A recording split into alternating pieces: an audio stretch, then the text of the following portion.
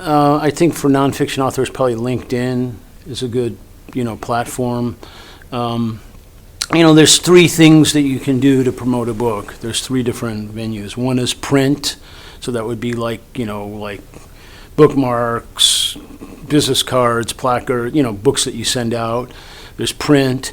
There's events where you might go to a museum or a library or an event like a conference like this, and then there's online, which is there's a whole bunch of stuff you can do online, like email campaigns and podcasts and all these different kinds of things that they can do. But you need to do all three of those things at once. You can't ignore. I think people really do a big mistake by just only doing online stuff.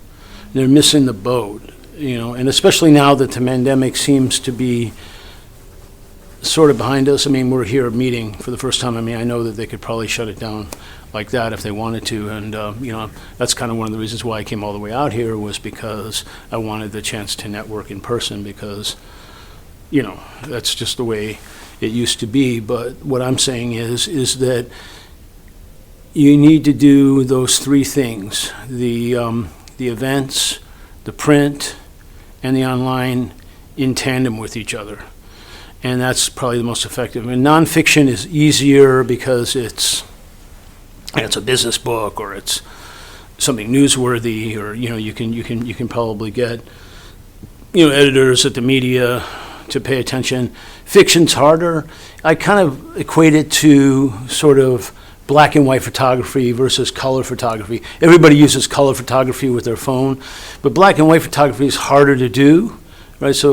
But it can be way more effective when it's in black and white. So black and white is kind of like the fiction, and color is kind of like the nonfiction, And so nonfiction is easier with some of the strategies, and fiction, I think really what about building fiction is about building a community, getting librarians and teachers and students and reading groups and stuff like that, and get people to send your message out about your book. The business thing, or the nonfiction thing, there's maybe already a market there, but you also have to really identify who your target market is. And I was talking about that at a panel, earlier. Well, who's your target market? Be really, really specific, almost like creating an avatar online. Like, this is your person. They live in the suburbs.